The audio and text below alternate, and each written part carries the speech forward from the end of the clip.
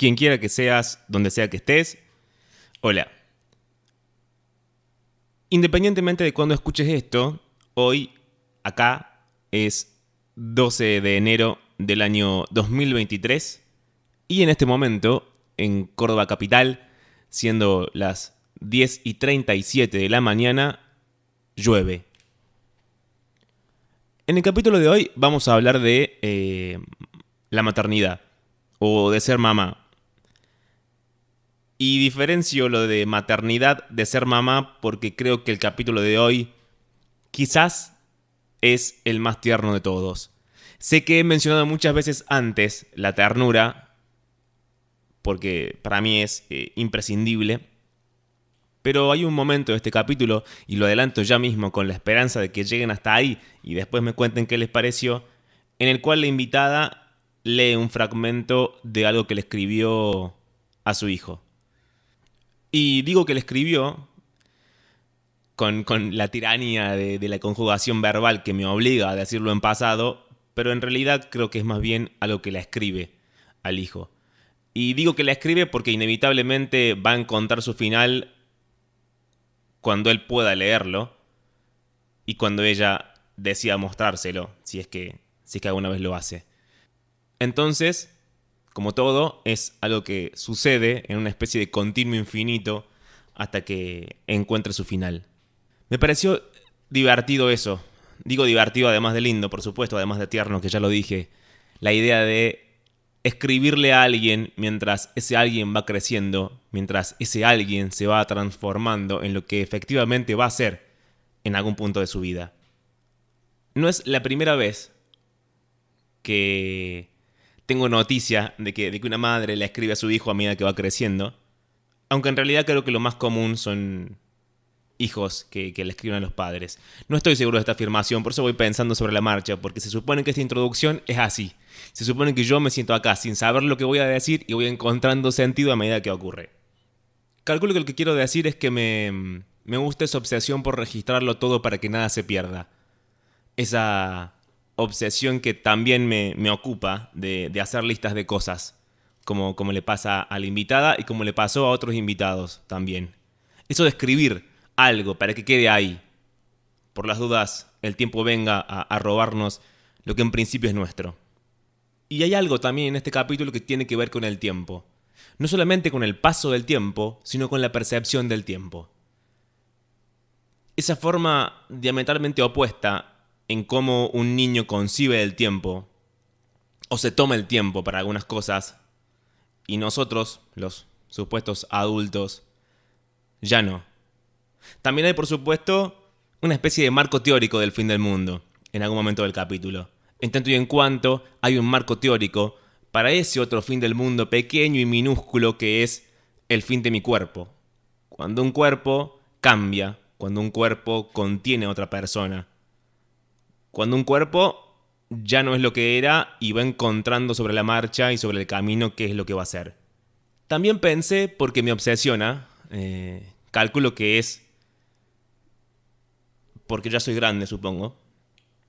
Me obsesiona esa distinción entre lo que un padre o una madre piensa de su hijo y lo que el hijo finalmente va haciendo. O esa distancia generacional que inevitablemente se crea, a veces, entre las personas. Y pensé, mientras decía esto, que hay un fragmento de Vivian Gornick en Apegos Feroces. Hay muchos fragmentos, pero por supuesto voy a compartirles uno solo. No sé si se escucha las páginas del libro mientras lo paso, pero no importa. En el cual ella, quizá hay una pavada doméstica, y eso es lo que más me gusta, que el libro está plagado de pavadas domésticas. Digo, cómo hace el café, si es muy fuerte, si es muy liviano, cómo resuelve sus relaciones privadas, sus vínculos amorosos.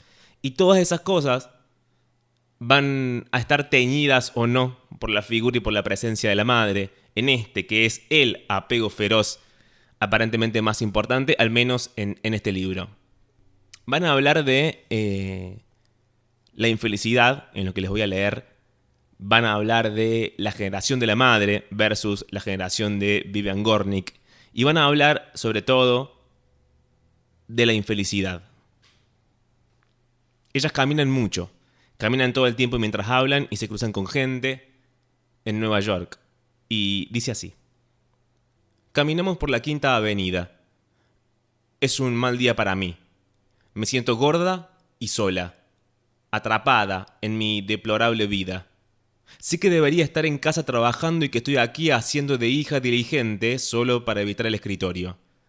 Es tal la ansiedad que estoy paseando incluso con dolor de estómago. Mi madre, como de costumbre, sabe que no puedo hacer nada por mí. Pero mi desdicha la pone nerviosa. Habla y habla sin parar, hasta el sopor y el ofuscamiento, sobre una prima mía que se está planteando divorciarse. Mientras nos acercamos a la biblioteca, un acólito de alguna religión oriental se nos echa encima con una copia de las escrituras de su gurú extendida sobre la mano. Mi madre sigue caminando mientras que la criatura envuelta en gasa revolotea a nuestro alrededor, su cantinela un zumbido constante en el aire, reclamando mi atención. Al final, se siente interrumpida. Se vuelve hacia él. ¿Pero qué es esto?, pregunta. ¿Qué es lo que quiere? A ver, dígame. Él se lo dice.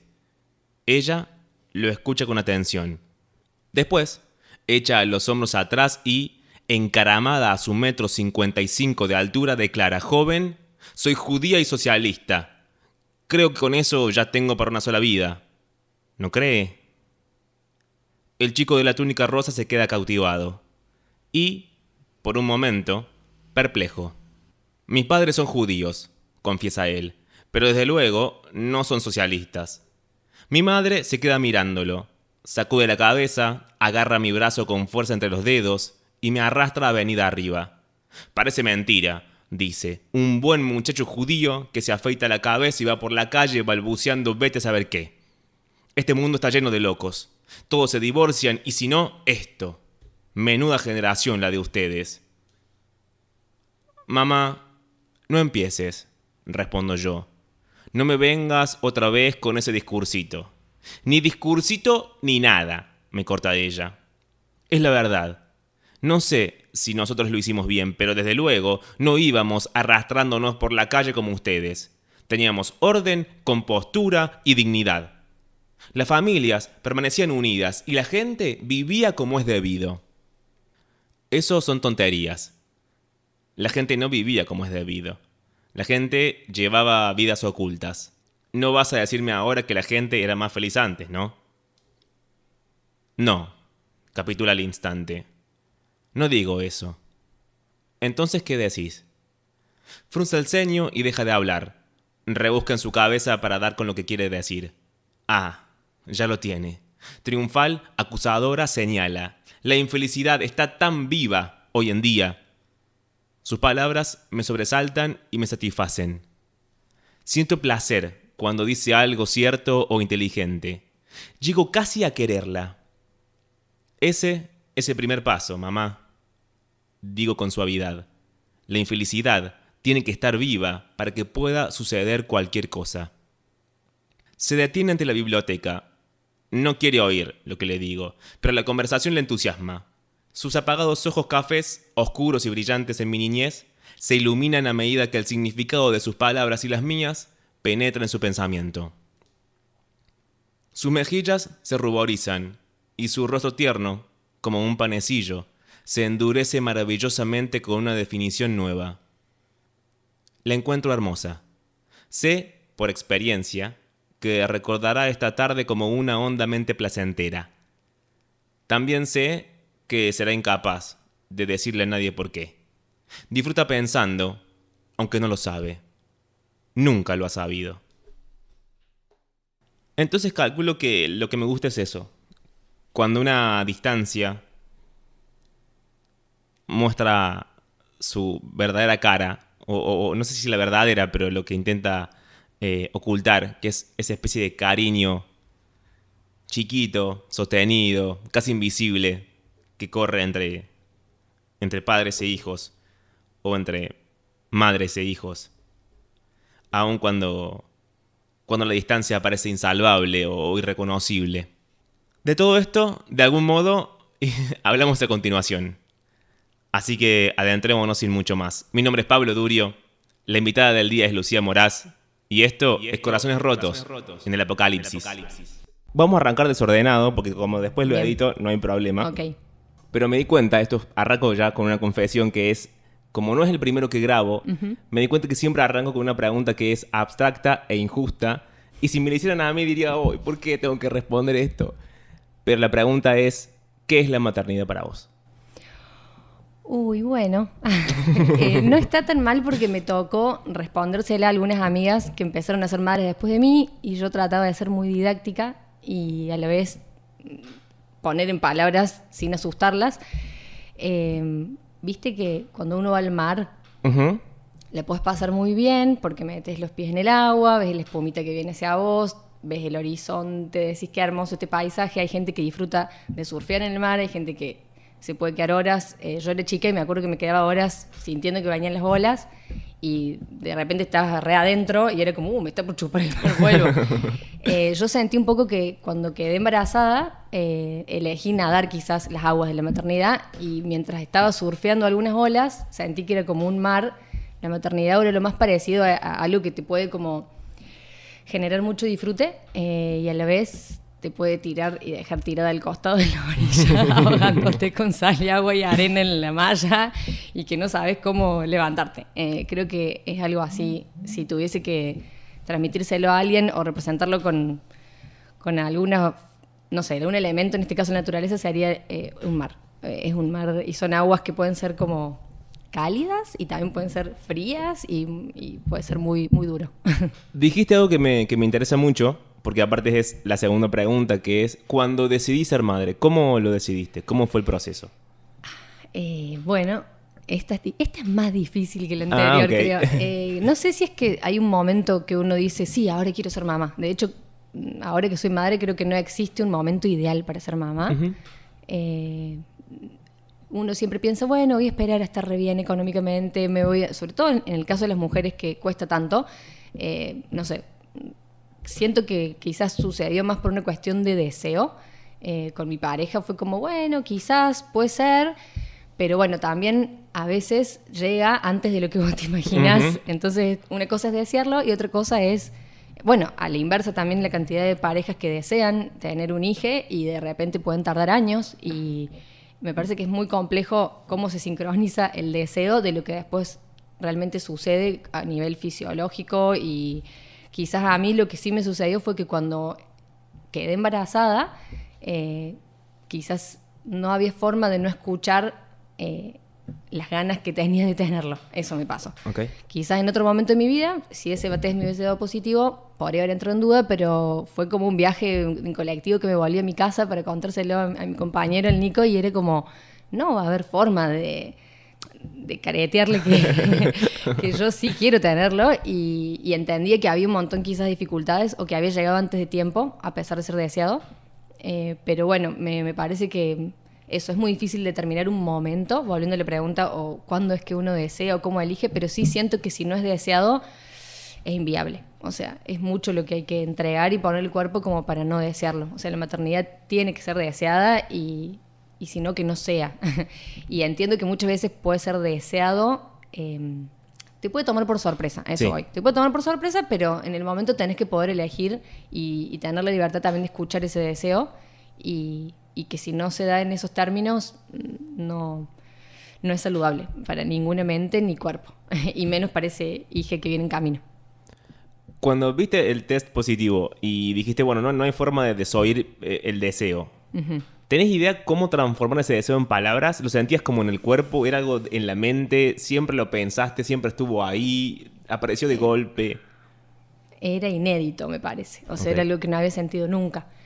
Capaz que muchas veces te imaginas, y de hecho en el imaginario colectivo lo vemos en las películas, ¿viste? La piba contándole a su pareja, ay, mira, que a veces vemos personajes del otro lado que están como asustados o contentos o saltan. Bueno, en mi caso creo que lo que me pasó, sí tuve la suerte de que yo dudaba y fue como un impulso. Yo tengo una hermana con la que me llevo 20 años. Sí. Y estaba en la casa de mi mamá. Si hubiese estado sola en mi casa, capaz que no lo hacía con tanta rapidez. O sea, no iba a comprar ese test. Y creo que cuando me volví en ese viaje a mi casa, que venía de la casa de mi mamá, fui como sostenida o acompañada por la emoción de mi mamá y mi hermana. Eso me pasó. O sea, yo me lo hice en la casa de ella y creo que también ahí se refleja un poco el vínculo madre-hija, ¿no? Esta cosa de me sentí cuidada y no es que estaba sola en un entorno, no sé, en un baño sola y sintiendo que de repente el mundo se me había dado vuelta. Sí, se da vuelta el mundo, pero estaba con una tribu, por decirte. Estaba mi mamá y mi hermana ahí, las dos también con sus reacciones, ¿no? Pero bueno, sí, creo que era inédito, no lo había imaginado. Y ¿me recordás el punto de la pregunta? Porque siento que me fui por las ramas. No, la pregunta, pregunta, si lo respondí. no, la pregunta era en realidad si, más allá de cómo sucedió, ¿cómo te diste cuenta que existía ese deseo en vos? ¿O ese deseo fue despertado por las emociones de tu mamá y tu hermana? No, creo que lo sentí en el cuerpo. O sea, Okay. es muy difícil ponerlo en palabras, Claro, pero sí. sí, lo sentía con el cuerpo. Era como... No había otra forma de explicarlo más que escuchando lo que sentía. No sé, es como... No voy a cambiar de idea. Quiero tener este hijo. Sería como si tuviese que ser un banner en mi mente. Es como, yo quiero esto, lo elijo, aún sabiendo lo difícil que puede llegar a ser. Sí, capaz, existe una ola de miedo que te invade, que es igualmente proporcional a la felicidad o el vértigo que puedes sentir emocionalmente. En mi caso, ¿no? Porque creo que cada persona gestante debe vivir una situación única y distinta, ¿no? Al enterarse. Pero bueno, yo creo que sí, quizás fui como acompañada por estas emociones de mi mamá y mi hermana, y después sí me tocó como esto, transmitírselo a mi compañero, ¿no? Que ahí sí es más difícil porque el hombre no lo siente en el cuerpo. Claro. Y eso es como la punta del iceberg. O sea, sí. Ese día, de hecho, me di cuenta y dije, claro, yo vivía a la vuelta de ahí solito, compré una pizza, me senté, lo esperaba con el levanté en la mochila y era como, te tengo que contar algo. Y era justo el día que Alberto había dicho lo de se va a caer el patriarcado. Sí. Y el Nico llegó, me contaba eso y yo era como, ajá, bueno, mira vos, bueno, te tengo que contar algo que pasó. ¿Y qué pasó? No, esto pasó, Tuki. Uy, perdón. Y eso me parece que para el otro Sí. es más complejo. Yo quizás iba digiriéndolo en el momento porque Claro. me estaba sucediendo en mi cuerpo. Para el otro es como, me parece un shock un poco más grande quizás, para quien no lo sienta en el cuerpo. Y imagino que en algún momento, por tu militancia y por todo eso, dijiste, bueno, tengo que encajar esto en mi marco teórico. Claro.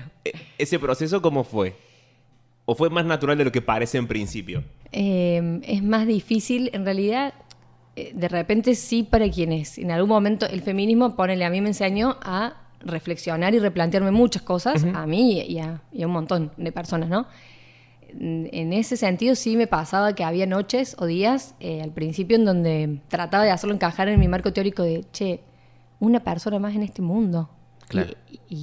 O llegar a niveles más polémicos como le voy a tener que entregar todo mi cuerpo, mi ser y mi tiempo a otro ser y de repente esto es lo menos feminista del mundo. O bueno, hay muchas feministas que, no sé, no están de acuerdo con los ideales de la maternidad, y también siento que cuando fui mamá también me encontré con muchas amigas feministas que de repente es como que no sabían qué hacer, ¿no? Claro. Es como, ¿cómo acompaño?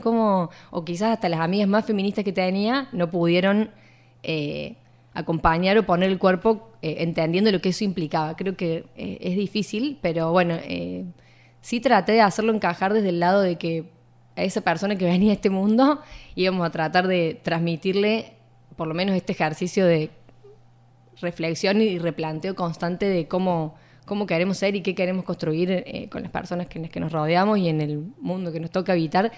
Y a la vez, esto ya es como el que más me partía la cabeza es, estoy trayendo a alguien, pero no le pregunté si quiere existir. O sea, eso ya es eso es más polémico y más difícil. Sí. Es como, no le estoy dando a elegir si quiere existir o no, y de repente, bueno, no nos dieron a elegir a nadie nos preguntó si queremos venir. Eso, bueno, pero eso ya es como para irse.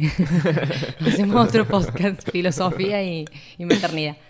¿Perdiste amistades por ser mamá? Porque recién lo dijiste como al pasar y... Sí, no sé si se pierden, pero es como o se transformaron en algo menor, más... Se transforma el tiempo que uno tiene, Claro. la predisposición, y también entendés que si antes de tener un hijo era difícil a veces coincidir en con el trabajo, con el tiempo, nos pasa, digamos que cuanto más adulta te vas haciendo, Sí, obvio. más cuesta a veces, a ver, no sé, tenés que andar poniendo fecha 3 meses antes para verte un día en media hora a tomarte un cafecito, ponele. Pero sí me pasó que quizás cuando estás embarazada, muchas amigas acompañan, hagamos esto, hagamos lo otro, sos como una reina y una vez que el bebé nace, tipo, sos alguien que, está ahí aislada en el país de la maternidad, ¿entendés? Yo sentí que para muchas amigas, ojo, no las culpo, porque yo también, de hecho, me replanteé, ¿cómo fui con mis amigas que ya fueron mamá? Iba a sus casas y ¿qué hacía? ¿La ayudaba? O, no sé, opinaba porque el aire es gratis, o cuántas veces la fui a visitar cuando no daba más y no sé, estaba agotada con su bebé recién nacido. Me ayudó mucho también eso, como perdonarme a mí misma, y tuve que hablar con amigas que ya habían sido madres, como, ¿cómo eres yo?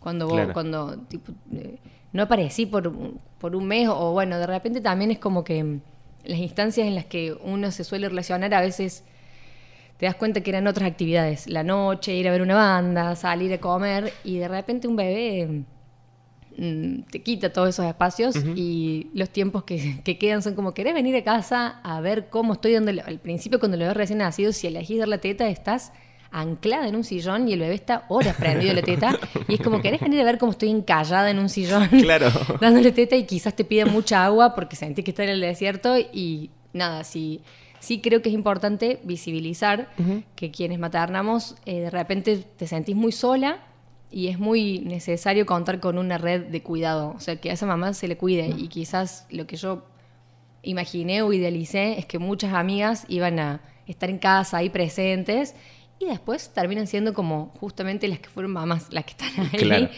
Y las que no lo son, están presentes, pero cuesta a veces como empatizar con ellas, y ellas con una, como, bueno, no tenés la misma predisposición que antes. No estás disponible en todos los horarios, y si quiero verte, claro, tengo que ir en solo el horario en el que el bebé está despierto o en el que vos podés. Eso pasa mucho al principio, pero no les culpo, porque me parece que es algo que sucede bastante en nuestra sociedad. No conocemos tanto las sombras de la maternidad, está muy romantizado, y las amigas también lo romantizan. Es como que creen que estás chocha con tu bebé en casa, capaz que viendo una serie, y no, en realidad a veces estás necesitando que alguien venga por favor y te haga la comida, o no sé, o te cede un mate y te charle un rato a otra cosa que no sea el bebé y los miedos que uno tiene sobre las decisiones que toma en el minuto a minuto con ese ser que estás conociendo. Lo preguntaba porque, más allá de que vos lo decías, hay como una idea, o siento que hay una idea, por ahí estoy equivocado, de que uno ama como la enseñan a amar. Y ese enseñar a amar entra como toda la parte de novelas, discursos dominantes, qué sé yo, libros, películas, lo que sea. Y siento que cuando se habla de ser mamá, lo que consumimos de ser mamá, generalmente es, como decías vos, algo bueno. En la serie, la protagonista tiene el bebé, y vos la ves sola con el bebé, y está fantástica con el bebé, y parece que no hace falta más nada, pero resulta que no es así. No, puede ser hasta una peli de terror, si querés llamarlo. No, de repente creo que sí, hemos consumido durante... Yo voy a decir algo antes de responder esto, que es, si los hombres fuesen quienes tuviesen los bebés, conoceríamos muchos más aspectos, me parece, de la maternidad, la paternidad. Conoceríamos, no sé, un montón de cosas que tienen que ver con la lactancia, con lo que le pasa al cuerpo de la mujer, cómo se transforma. Estás habitando un cuerpo que no era ni el que tenías antes, se está transformando, a la vez tenés que estar sosteniendo y conteniendo un bebé que acaba de venir al mundo, y vos sos su canal de vida, y a la vez sí está romantizada esta idea de que, bueno, ya está chocha, tiene como si fuese una mascota, ¿viste? Claro, como en las novelas vemos mucho eso, como, ay, tuvo el bebé, final feliz. Y no, para muchas, y me incluyo, es un camino de incertidumbre muy grande. Te reencontrás también con la sombra de cómo te maternaron a vos, esto que me decías antes de amamos como nos enseñaron a amar. Lo voy a trasladar quizás a otro plano, que es, ayer justo charlaba con mi mamá, y ella me tuvo a mí, pero se murió su mamá ahí nomás, a los 6 meses.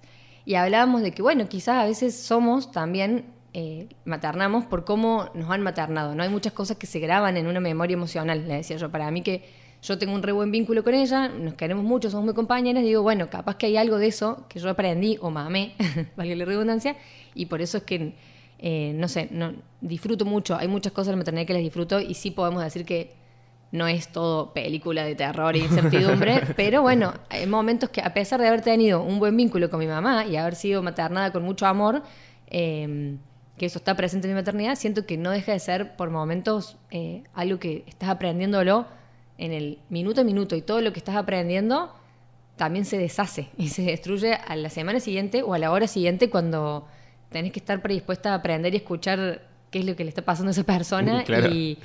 Y bueno, volviendo a lo de la romantización que hay o cómo hemos construido esto, me parece que las películas nunca nos van a mostrar las sombras, porque no sé si se animarían a maternar muchas personas. Y me parece súper necesario conocer las sombras, ¿no? Uh-huh. Es un viaje que puede ser increíblemente fantástico, pero también caótico y desesperante.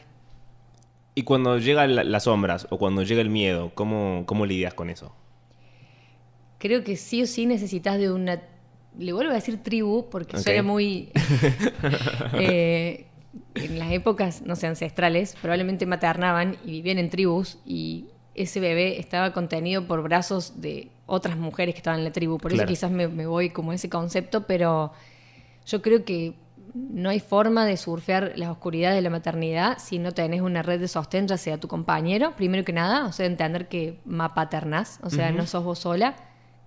Cargar con el peso de que de repente una tiene que tener todas las respuestas, es muy difícil, y sí me parece que nos salva tener a familia, amigues, y si la familia son nuestros amigues también, justamente. Pero bueno, hay que saber también visibilizar qué es lo que ese equipo de crianza, por decirlo, esa mamá o esas personas gestantes necesitan en ese momento, ¿no? No hay forma de hacerlo sola. Yo tuve la suerte de... Había hecho un curso de yoga prenatal y descubrí que, claro, cuando terminabas, cuando ya nacía tu bebé, te pasaban, es como que egresabas a otro grupo de WhatsApp que era las puérperas. Puérperas en cuarentena, o sea, lo Okay. tengo todavía.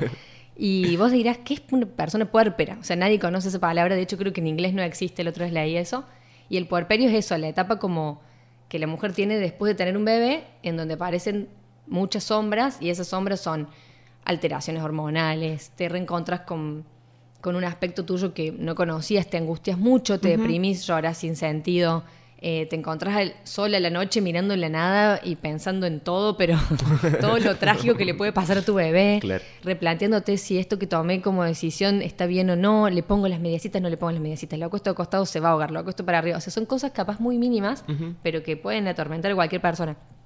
Y en este grupo descubrí que no importaba si no conocías a la otra que estaba en el grupo, había como 20 mujeres y una entraba y era como mucho amor, bienvenida Lu y Lino, y podías preguntar la duda que quisieras a la hora que quisieras y te iban a responder algo. Y ya eso era como, wow, ¿cómo habrán hecho nuestras madres Claro. que no tenían este grupo a las 3 de la mañana cuando mi bebé acaba de, no sé, vomitar algo que yo no sé qué es y si eso está bien o no, le estará pasando algo grave? Y esas mujeres creo que fueron como, no sé, un gran alivio, así también como amigas que también yo les escribía y les preguntaba cosas, y creo que la maternidad sin esa red de sostén y de compañía no existe, y siento que fue muy dura la maternidad de quienes no contaron con eso en el pasado, ya sea, y cuando hablo del pasado te hablo de nuestras madres, Sí, o sí. como un puerperio más solitario, viste, de dudas, y ni hablar la cantidad de personas que sufren alteraciones vinculadas a... Existe mucho como se destapan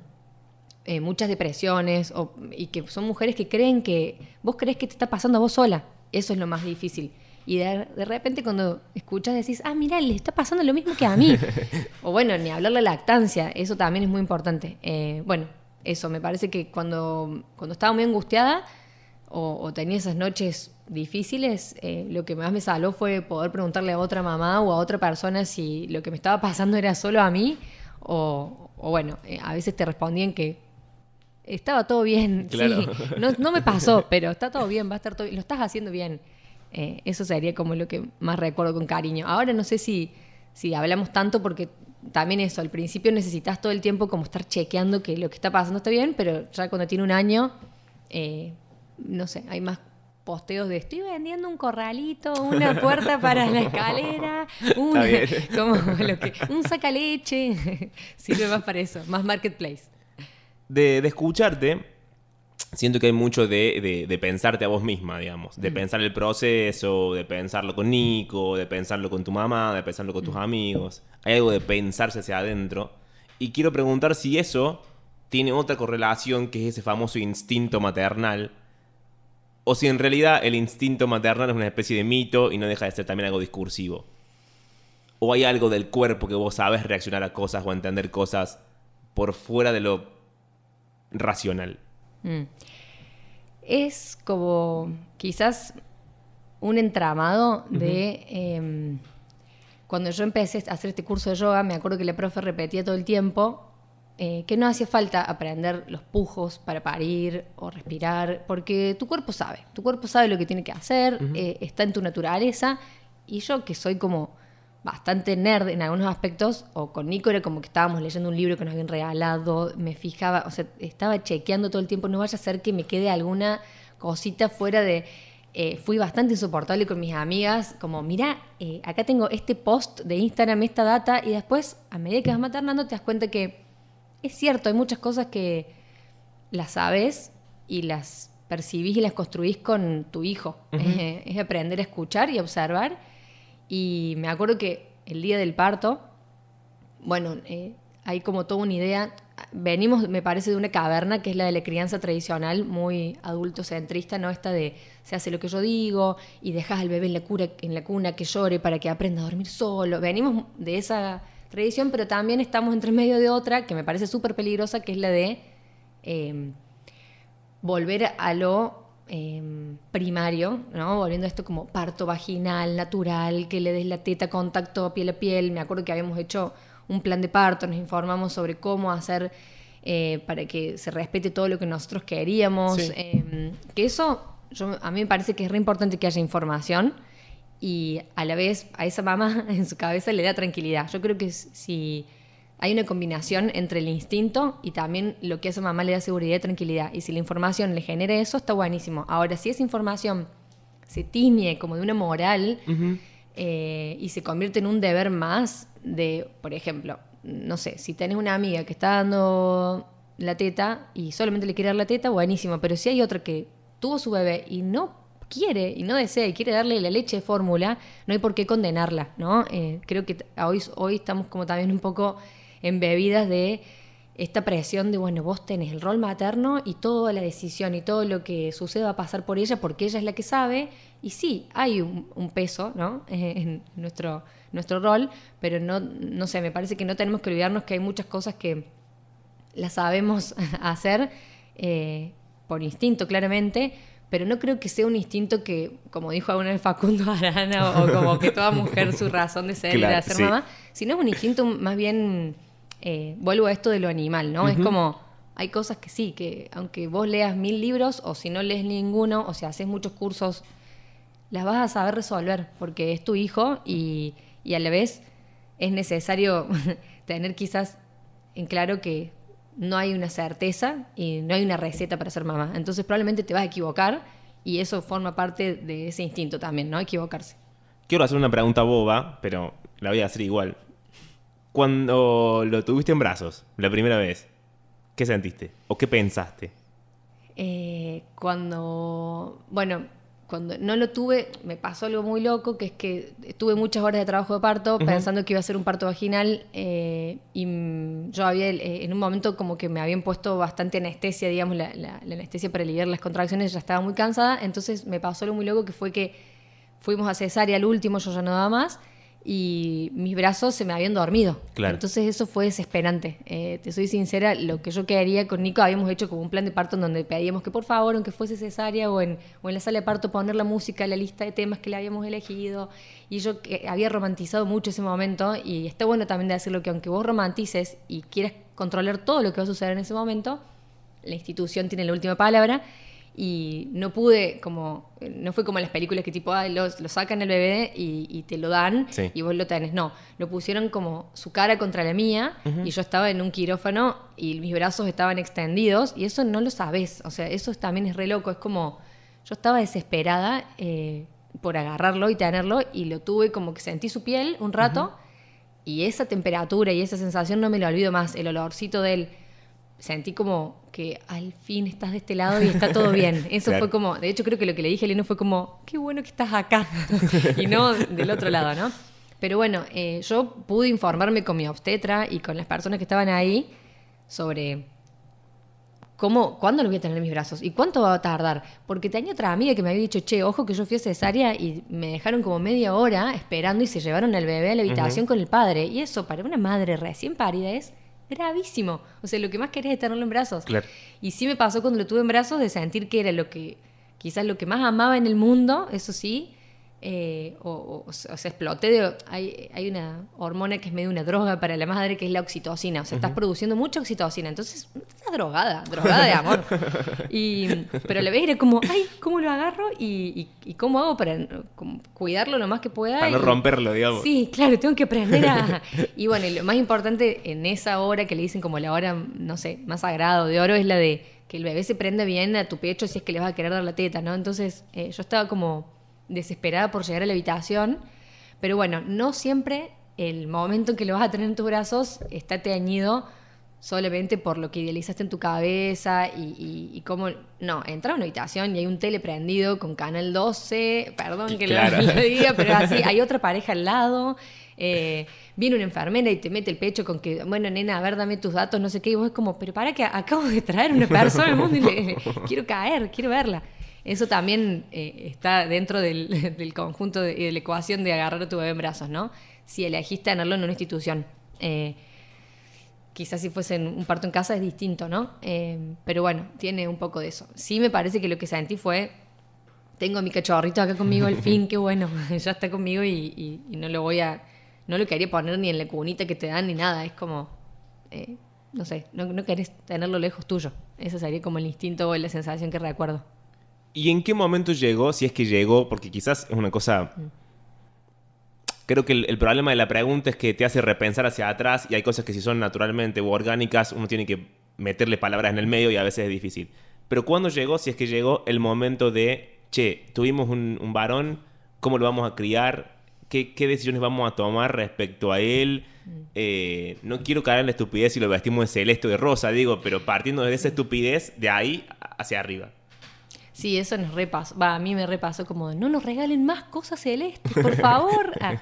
Y es complejo porque a la vez decís, tengo un varón y voy a tratar de transmitirle un montón de cosas que quizás conozco de los varones que no me gustan para que no las haga, pero bueno, también entiendo que no conozco tampoco al 100% la sociedad en la que él va a crecer y desarrollarse cuando sea realmente un hombre, ¿no? Entonces claro, eso también es muy loco y a la vez sería injusto hasta decirte que yo no sé si él va a querer ser toda su vida un hombre, ¿no? Quizás elija otro género y lo que sí me pasa que está bueno con Nico que nos planteamos es que tratamos de, en la familia, algunas connotaciones que hacen abuelos o padres, nos ha pasado esto de ya no veo la hora de llevarlo a la cancha y es como, bueno, déjalo que ya después va a ver qué quiere hacer, o sea, tratamos por lo menos del entorno, que me parece que es eso, el entorno quien tiene que entender que esa persona va a crecer y va a elegir lo que quiera hacer y lo que le va a gustar. El Lino juega con las muñecas de mi hermana y yo tengo a veces como integrantes de mi familia que es como, ay, mira, hay un bebé acá y él está jugando con una bebé. Y es como, sí, porque eran de Buma, mi hermana, y están acá y le encanta peinarle el pelo a la muñeca. Creo que en eso, no sé si lo hemos charlado tanto con Nico, pero los dos somos muy conscientes que eso se ha desarmado bastante en casa, ¿no? Como no hay muchos estereotipos que querramos transmitirles. Es el intento que haremos, porque como Obvio. Te digo, acá todo va cambiando y quizás cuando mi hijo sea adolescente te diga, no sé qué hacer, o sea, de repente fue a la escuela y está expresándose de una manera muy machista y no fue lo que aprendió en casa, pero bueno, eso me parece que no es solo una responsabilidad que va a ser de Nico y mía, sino que es de toda la sociedad, ¿no? Que estamos, como que eso también me pasa mucho cuando pienso en la infancia de mi hijo. Somos todos quienes criamos a las infancias. Ellos nos observan y somos ejemplo constante. Entonces, también me aterra un poco pensar en eso. Como que yo puedo enseñarle... no sé si lo leí en Twitter... Bueno, la referencia que te estoy tirando, pero era un ejemplo de hace poco. Alguien que contaba como que en la escuela preguntaron tenían que jugar con los bebés, a bañarlos, a cambiarlos y aprender sobre el cuerpo, ¿no? Sí. Del bebé. Y quizás me estoy equivocando, pero el ejemplo o lo que terminaban diciendo era que había 2 varones que habían levantado la mano dentro del grado, que querían llevar un muñeco para jugar y también hacer ese ejemplo, y que al instante que ellos dijeron que querían llevar eso, tuvieron como 3 o 4 compañeros que le dijeron, ay no, ¿cómo vas a tener una muñeca? Y esos niños al instante bajaron la mano Claro. y se arrepintieron. Entonces me imaginé un poco como que cuando leí ese hilo dije, claro, aunque yo pueda inculcarle a mi hijo un montón de conceptos que los hemos deconstruido y que nos los hemos replanteado, no va a poder escapar capaz a un montón de prejuicios y residuos patriarcales, podemos decirle, de nuestra sociedad, ¿no?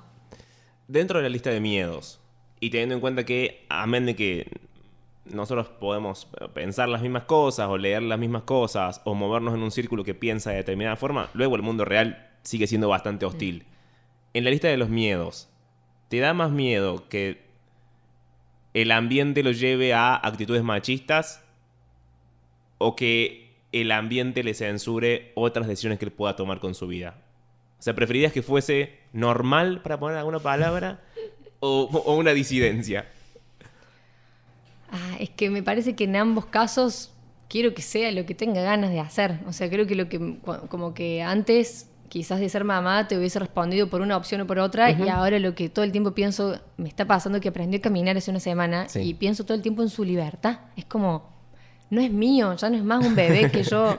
Y lo mismo me pasa si imagino su vida adulta. Es como que creo que aunque quiera ser el ser más normal, hablemos de la normalidad, ¿no? Como concepto que no me gusta, pero a la vez existe, ¿no? Sí, es como, probablemente si es lo que él elige, está todo bien. Creo que me preocuparía más si tiene actitudes o si está formando valores violentos. Eso creo que es lo que me preocupa más, ¿no? Recién, de hecho, cuando venía en el taxi con el señor que me traía, me bajé hablando de esto, como, los hombres se escuchan más entre hombres y se animan quizás a... El tema es que se animen a replantearse y a preguntarse algunas cosas.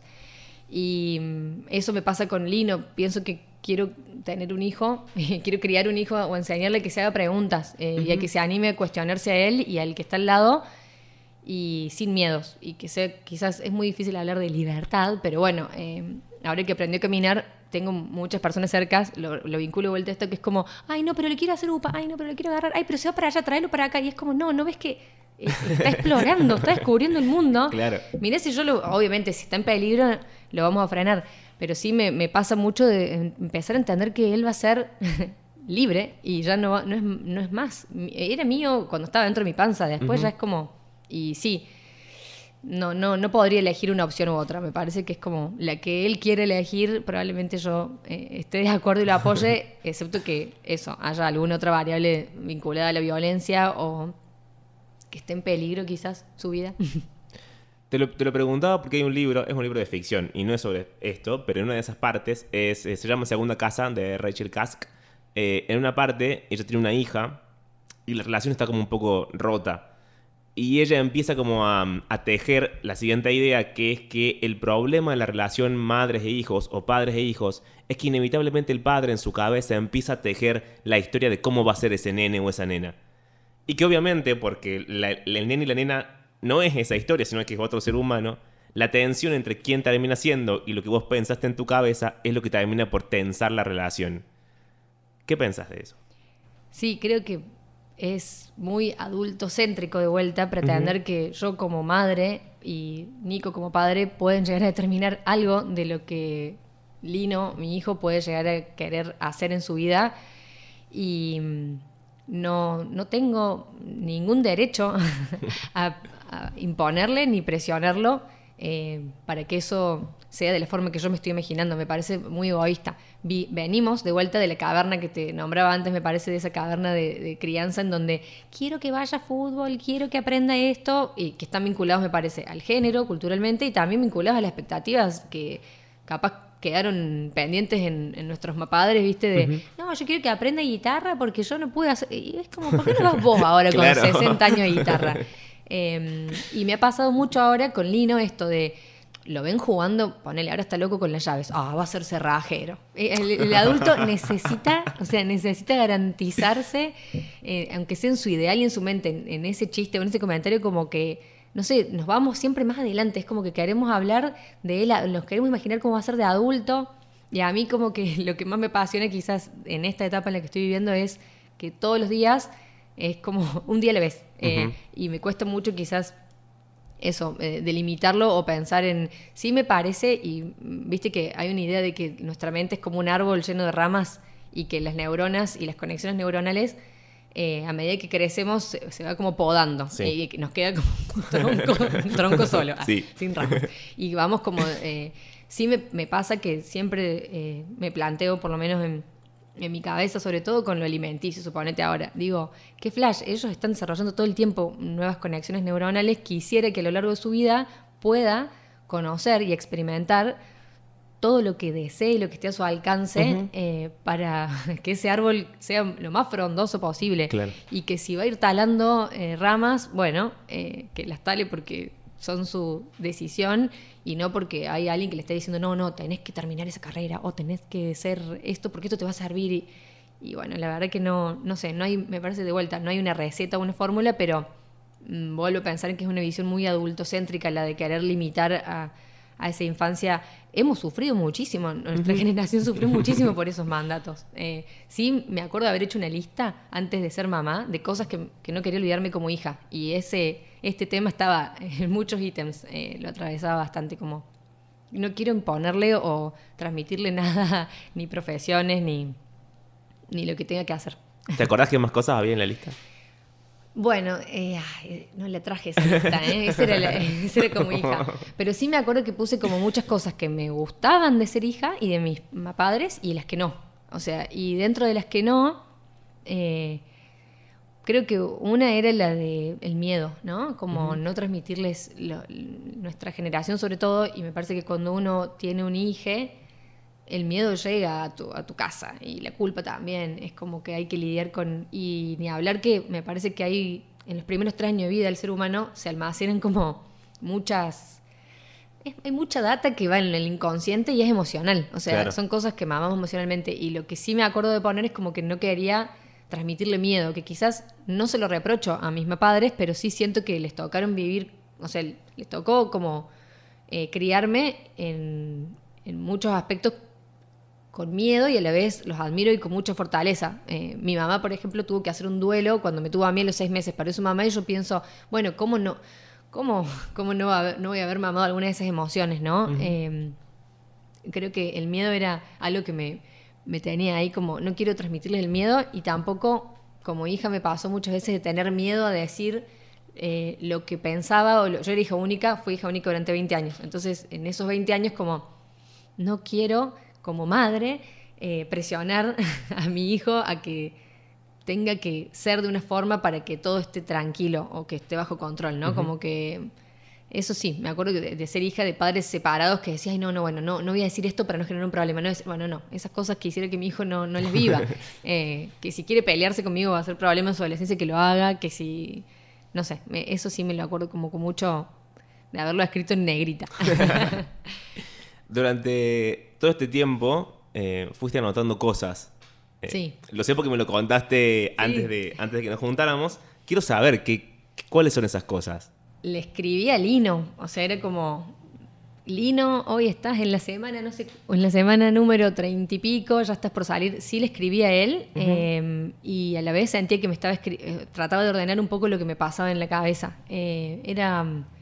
terapéutico, por decirlo, y no sé si hubo un momento en donde dije, ¿lo leerá él alguna vez esto? Ojalá que no, bueno, ojalá que sí. Bueno, lo editaremos, que haya partes que sí.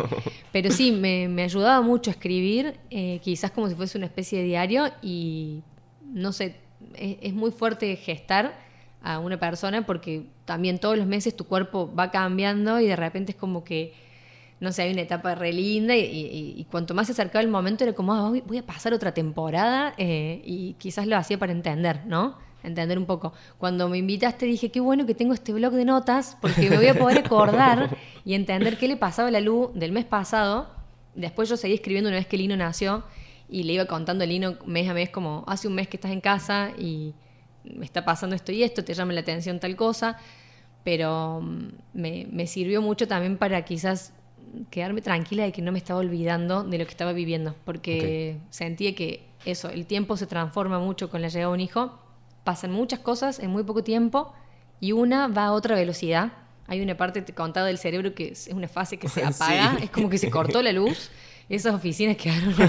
Y bueno, quizás escribir era un ejercicio que me generaba tranquilidad no sé, de poder después volver esa luz puérpera o esa luz que tenía un bebé de un mes y no entendía nada, y cuando tuve que venir antes acá y repasé eso, dije, ay, mira, qué ilusa, o cuántas dudas que tenían, también están en ese mismo cuadernito, que las pasé luego de notas, muchas dudas que teníamos cuando íbamos al médico o al mes a mes.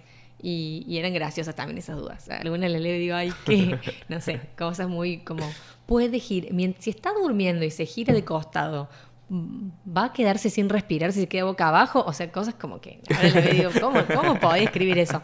Pero bueno, sí, ese blog de notas, ahora no escribo tan seguido, sino que lo hice cuando cumplí un año hace poquito. Uh-huh. Y me ayuda mucho a eso, a no olvidarme de qué estaba pasando entre Lino y yo, porque también siento que, y esto es algo como vinculado quizás más al sentimiento amoroso con el hijo, ¿no? Uno no ama al hijo de la misma forma el día que te lo dan en brazos al año o al año y medio, uh-huh, o a los 2 años. Es un vínculo como otros que se construye y se va como retroalimentando. No sé, no es la misma forma, quizás no lo puedo poner quizás en palabras, pero no es lo mismo lo que yo sentía por él cuando él tenía un mes de vida que quizás lo que siento ahora, uh-huh, porque él tampoco es el mismo. Claro. Y eso me pareció muy loco, porque yo pensaba que era algo como más estable o bueno. Hay amigas que hasta te cuentan, che, yo tardé una semana en sentir como ese sentimiento maternal de amor y a veces hay mujeres que dicen, ¿qué hago con él? ¿Quién es? Esto salió de mí. Y no está mal también poner en palabras y sobre la mesa que eso puede pasar. O sea, no es alguien que conoces. Lo tenés que conocer, tenés que aprender a escucharlo, a interpretar el llanto, a ver qué le pasa, y también a medida que vas aprendiendo eso, él va cambiando todo el tiempo y va aprendiendo a reconocer tu voz, la de la otra persona que vive en casa, la de la abuela, no sé, se va sorprendiendo quizás con los árboles que ve en la calle. Al día de hoy ya me entiende todo lo que digo, uh-huh, y directamente ya me contradice, ponele, teniendo 1 año y medio y te clava berrinche y llora. O se ríe de los chistes que uno hace, pero es como un vínculo que se va construyendo. Y eso lo pongo como sobre la mesa porque yo pensaba que no era así. Era como, bueno, lo voy a amar desde el minuto 0 y este amor va a ser increíble, infinito. Sí, lo es, pero va mutando y va como aumentando. Te aseguro que el Lino que conozco hoy, no es que lo ame más que el recién nacido, pero lo conozco más y es, no sé, soy más cómplice de él y él de mí. Tenemos más lugares en común emocionalmente.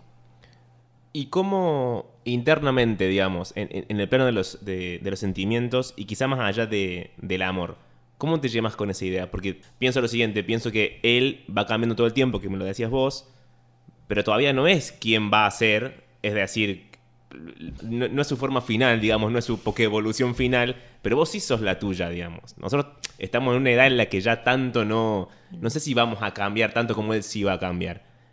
Puede ser. Igual la maternidad a mí, y me parece que cualquier persona que la atraviesa, sí te cambia. O sea, yo estoy ahora conociéndome de nuevo. Eso es re loco. Como que también la mujer después de tener un hijo o un hije se transforma completamente. Entonces sí creo que es cierto que nosotros estamos como un poco más determinados. Nuestro árbol está más talado. Claro. Vamos de vuelta a lo del árbol.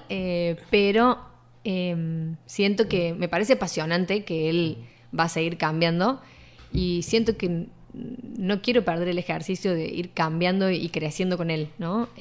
La llegada de un hijo me hizo pensar mucho en que, viste que en la adolescencia uno sabe cuándo empieza y hay personas que son re grandes y siguen siendo re adolescentes. Sí. O sea, adultos, personas que van a decir, che, no maduro más. Claro, sí. Bueno, me gusta pensar en que la infancia quizás, y cuando nos conectamos con esa etapa, pueden ser un estado que habitemos, ¿no? Como adultos y que podamos conectar con muchos aspectos de la infancia que como adultos nos vendría muy bien. Uh-huh. La percepción del tiempo fue una de ellas. Ahora que Lino camina, capaz que en una cuadra tenemos que frenar muchas veces a ver el babao de enfrente y la piedra que está en el piso y la hojita.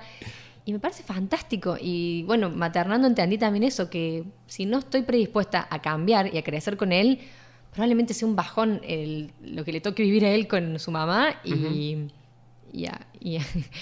no sé, me parece, a mí como persona adulta, yo no sé, quisiera quedarme con la idea de que no soy la misma Lu que era cuando quedé embarazada, tampoco lo soy ahora, y probablemente lo sea de acá un año, ni cuando Lino tenga 15, o sea, me gustaría pensar que no está tan determinado eso, o que sí vamos a seguir cambiando.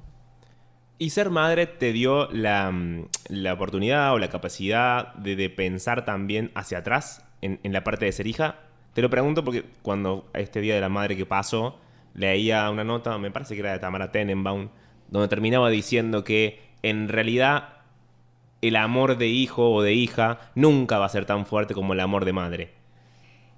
Sí, justo, mira, hablando de podcasts, hay un podcast re interesante que se llama Comadre, que fue también una gran compañía en esas noches de angustia, y son dos mujeres, una vive en Inglaterra y otra acá, y charlan de diferentes temas a favor y en contra de la maternidad, lo dicen ellas, así venden su podcast, está bueno.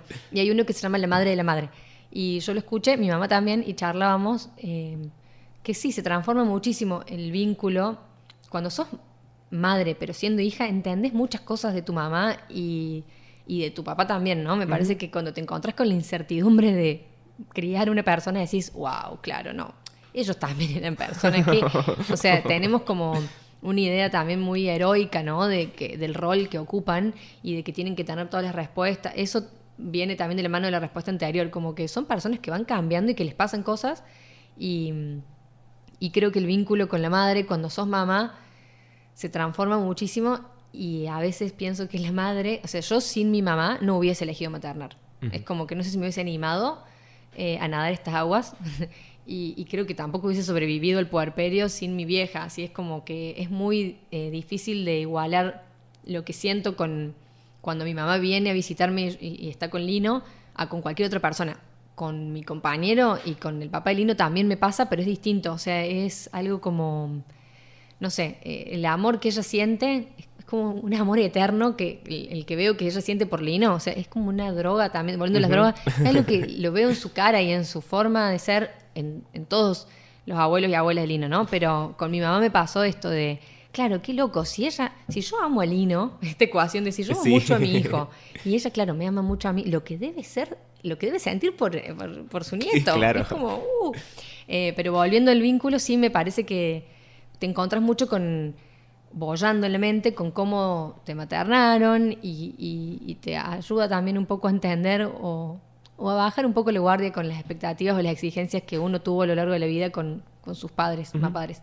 Eso sí me ayudó mucho. Y de vuelta, la madre cuando tiene un hijo necesita que le cuiden, y me parece que el rol de mi mamá o de las madres estaría bueno que también se sepa que cuando todos están mirando al bebé, tu mamá también te está cuidando y mirando a vos. O sea, y eso es re loco y me parece increíblemente hermoso. Sí, yo sentía, al día de hoy, mi mamá me dice, che, voy a pasar un rato a ver a Lino, y es como, ay, qué bueno, viene mi mamá. Eso me parece que era como sensación de alivio puro y de agradecimiento. Así como, no creo que sean todos los vínculos con las madres iguales, pero sí te encontrás con la sombra de cómo fuiste maternada o maternado. Quiero llevarnos a un plano más abstracto. ¿Qué pensás del discurso dominante respecto a la maternidad? ¿A qué te referís con el discurso dominante? ¿De que hay que ser madre o que no hay que ser madre? Esa es mi duda.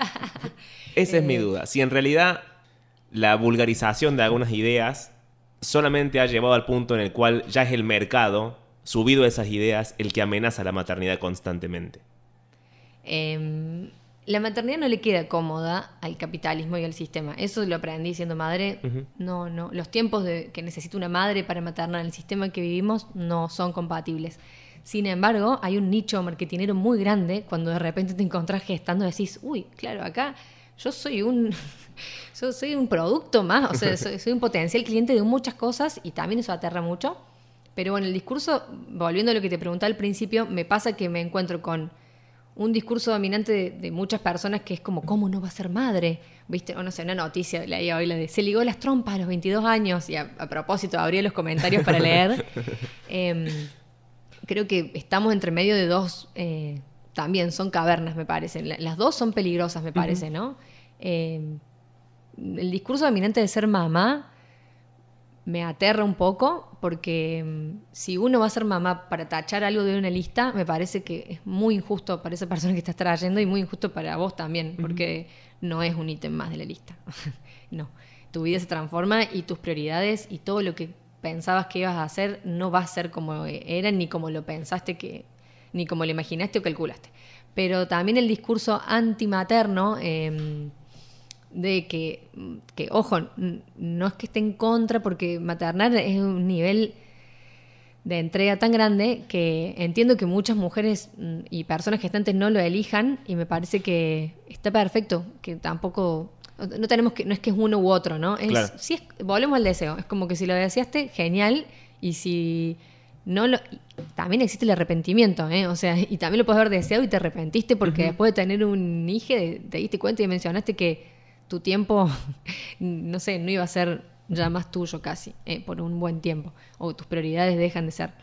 Pero me fui quizás de la pregunta que me hacías, Pablo, la de qué pensaba en relación al discurso dominante. Creo que cada mujer y cada persona gestante en este mundo, cuando elige ser madre o maternar, tiene que lidiar siempre con la mirada del otro, y que pesa mucho lo que van a opinar, si querés ser madre o si no querés ser madre, si tuviste un hijo y si no lo tuviste, y si tuviste dos, ¿por qué no tenés tres? Es como que siempre vuelvo quizás al género y al feminismo un poquito, que es como la presión que hay sobre qué es lo que debes hacer o no, y qué hizo y qué no. Entonces va a haber, me parece, muchos discursos a lo largo de la línea del tiempo, pero me gustaría que empecemos a ser más conscientes que no podemos seguir poniéndolo siempre el foco en quien está gestando a esa persona, porque es increíble, estás gestando a alguien y de repente sienten que pueden opinar de tu panza y de cómo lo vas a tener y cómo no lo vas a tener, y si le diste de comer esto y si le pusiste medias, si no le pusiste medias, o sea, como que, pero de repente ser mamá es un tópico que el verdulero, ¿entendés? Me ha hecho comentarios que vos decís, señor, ¿por qué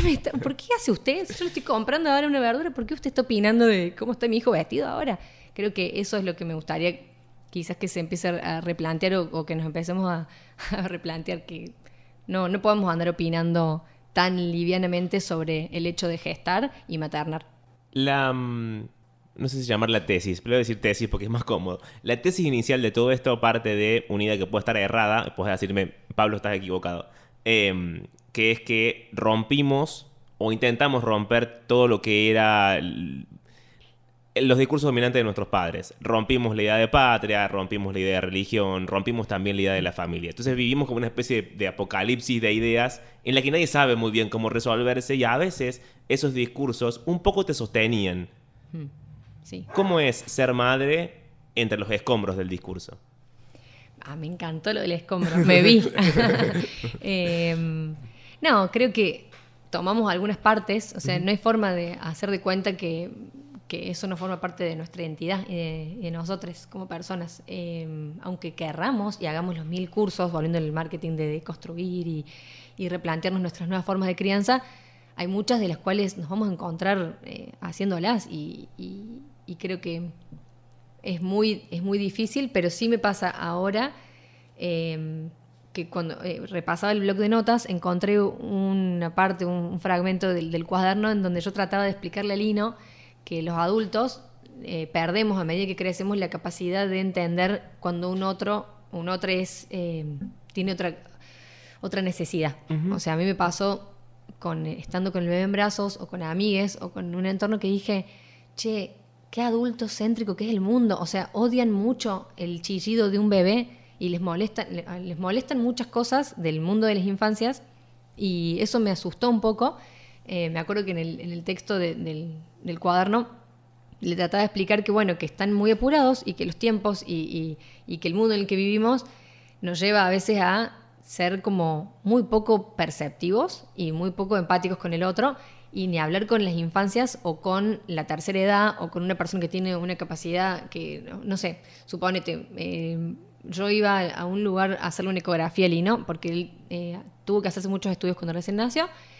Y capaz que entraba y le decía, che, el aire acondicionado le da directo al bebé. El bebé tenía 2 meses. ¿No me lo podés apagar? No, porque eso se maneja desde un central de botón. Y es como, pero te estoy hablando de un ser que es indefenso, tiene un sistema inmune mucho más débil que el nuestro. Es un segundo, ¿no podemos apagarlo? No se puede. Bueno, ok.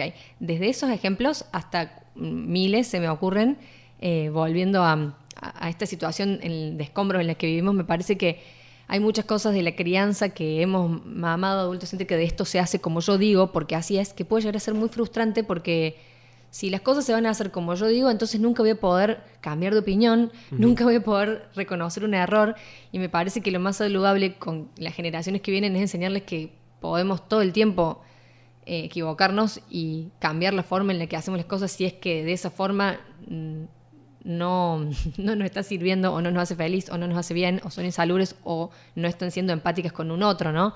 Creo que eso es lo que siento que a veces reflexiono en torno a cómo estamos tratando de criar. No sé si hay una fórmula, una forma o en qué va a devenir estos escombros. Sí siento que para muchas personas es como la familia como institución sí se desdibujó y celebro que se desdibuje, porque también me pasó maternando de decir, che, bueno, mi familia no es solamente mi mamá, sino también es esa amiga que vino a casa y que, o a veces cuando me recuerdo con Lino recién nacido, digo, claro, ¿por qué la familia tiene que ser ese pariente que no vino en un año? O sea, ¿por qué lo tengo que invitar al cumple si no vino en un año a conocerlo ni siquiera? Claro. ¿Cómo no voy a invitar a esa amiga que vino, no sé, una vez a la semana para ver cómo estaba yo y qué onda me traía facturas para comer? O sea, eso sí celebro que se haya desarmado y caído. Y creo que hay muchos escombros que está bueno guardarse algunas partecitas, pero otras hay que correrlas y seguir y animarse también a construir nuestras nuevas formas de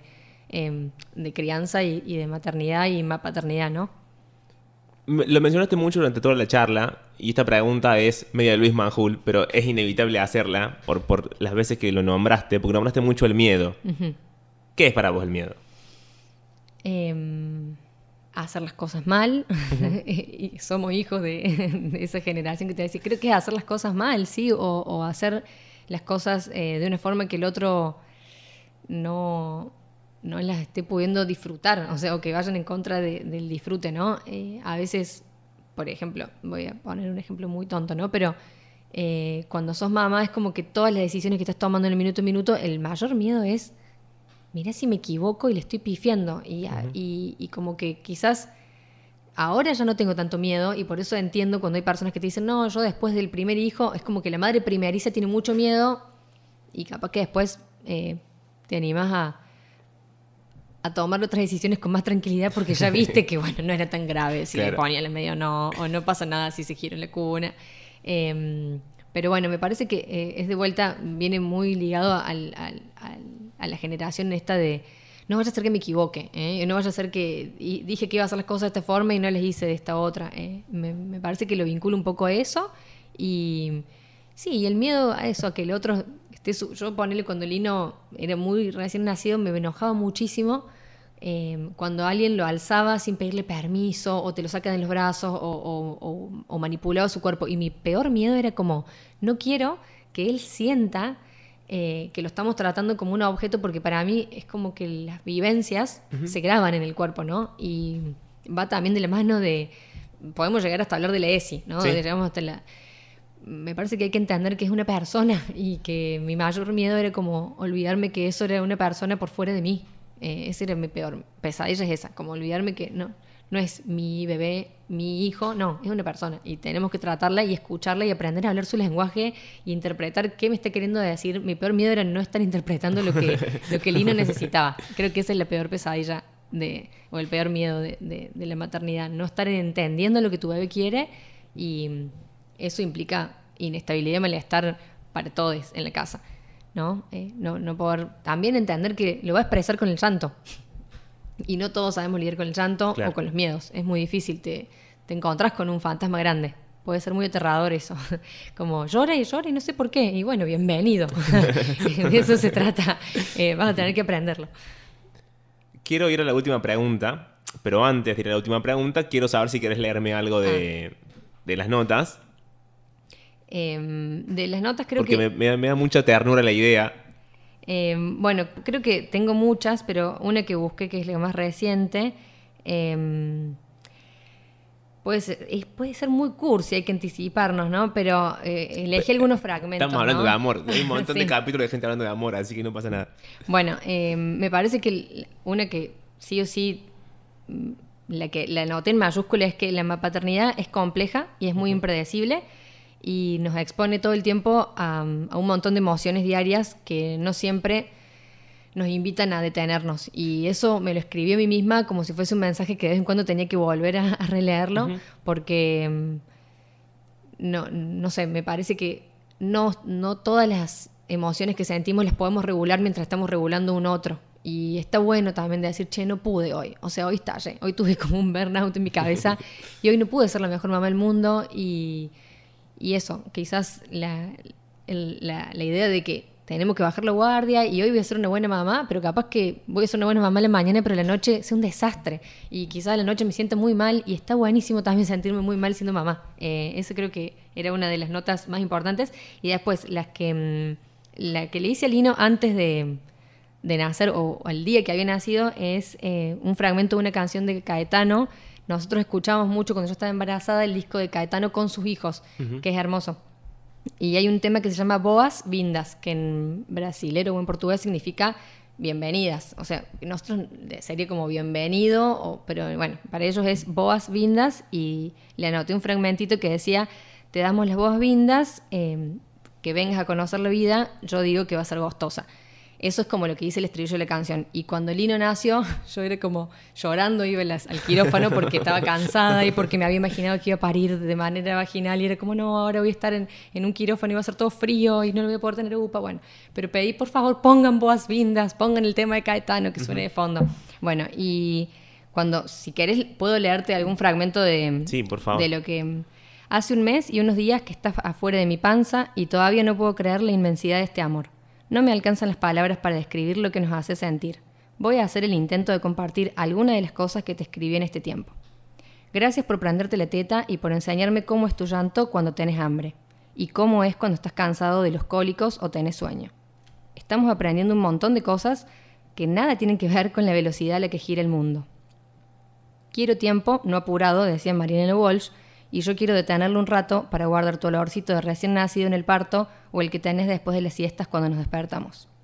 También quiero guardar tu mirada curiosa al ver la enredadera de la ventana con tu papá o las cortinas al moverse y la expresión de tu boquita cuando estás haciendo fuerza.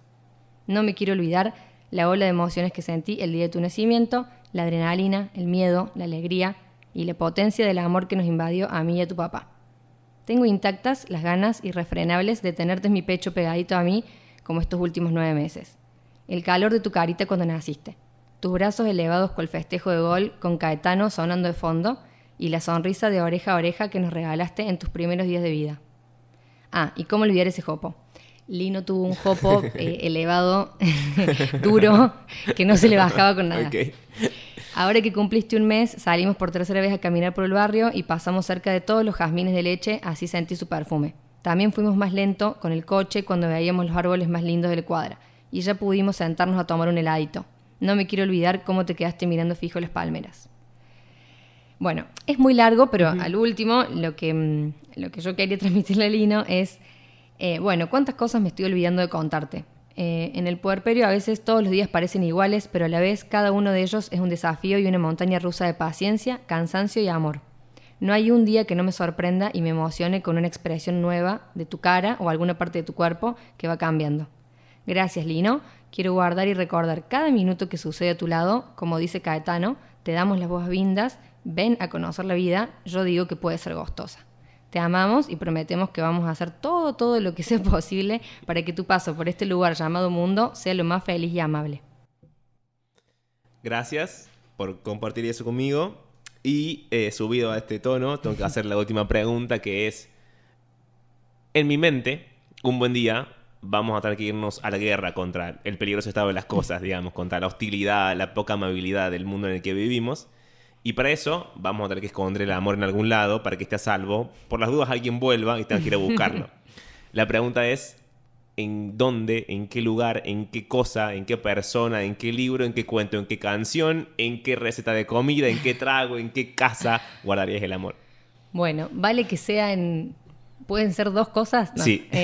Traje un cuentito que se llama Salta, salta el canguro, que está basado en una canción de Mariana Baggio, o Baggio, si lo buscan, si tienen infancia cerca, están buenas las canciones que hacen. A nosotros nos lo regalaron hace poco y a Lino le encanta. Nos fuimos a Buenos Aires y cuando lo leíamos yo me daba cuenta que se calmaba bastante al leerlo, y cuando me escucha contárselo, se llama Salta, salta el canguro, y se trata como de una mamá canguro con su bebé canguro que está en la panza, y el bebé canguro metido en la bolsa, no en la panza, en la bolsa de su mamá, sí. Y como que la mira la madre y mira el mundo desde la bolsa y le dice, ay mamá, está tan lindo acá adentro, no quiero salir nunca. Y la madre le dice, pero ¿estás seguro? Que no, Lilo se llama encima, parecido a Lino.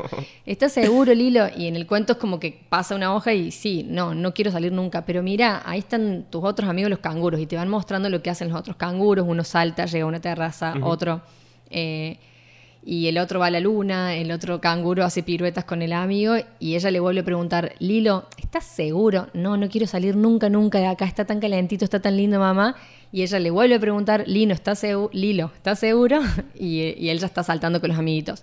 Es algo muy simple, pero es un cuento que a él le gusta mucho y para mí se resumen muchas variables en esa historia tan corta y tan simple de lo que representa el vínculo amoroso, por lo menos con mi hijo. Y creo que dejaría ese cuentito. Y la otra cosa serían como todas las canciones quizás que le tarareamos o que inventamos diariamente para hacer muchas tareas diarias con Lino. Creo que eso sería como un buen compilado así de recordar lo que es el amor, porque también aprendimos que cantando a veces las cosas se dan de otra forma, y eso que yo canto muy mal, nunca me iba a pensar cantar, pero con un hijo es como, bueno, está gritando, no se quiere cambiar, bueno, vamos a inventar una canción para cambiarnos, y te encontrás tarareando, y para dormirlo también. Y entonces creo que lo primero que se me vino a la mente fue como, ¿dónde esconderías ese cuento y todas esas canciones que tarareamos que a veces son sin sentido y no tiene el Nico incluido, ¿no? Lo voy a sumar, pero él es músico, yo no. Pero bueno, sí, creo que esas canciones son la representación más fiel del amor que sentimos por él y que vivimos cotidianamente con Lino. Ok, gracias por venir a charlar conmigo. Gracias, Pablo, a vos. Si llegaste hasta acá, gracias por haberlo escuchado completo. Gracias por estar ahí. Y gracias también, hoy voy a decir esto, gracias a los mensajes que me mandan y que me llegan. Siempre son bienvenidos, así que si por alguna razón de la vida estás ahí dudando si escribirme o no, hacelo porfa, porque es muy lindo leer y compartir cosas. Dicho lo cual, obviamente me encuentran en todas mis redes sociales como @pablo_durio. Esto está en Spotify, en Apple Podcast, en Google Podcast, en donde quieran. Y si quieren que lo suba a más lugares, también me avisan y lo hago, por supuesto. Y suma, sirve, y yo lo agradezco mucho si lo comparten y todo lo demás con quien quieran, o en sus historias, o si les parece lindo mandárselo a alguien, o si tienen ideas para más capítulos y quieren hablar de más cosas relacionadas al amor. Todo es bienvenido. También pueden escribirme por las dudas a mi mail, aunque suene algo antiguo, me gusta la idea del mail, es pablo_i de Ignacio, pablo_i_durio@gmail.com. Una vez más, gracias por haber llegado hasta acá, nos escuchamos la próxima.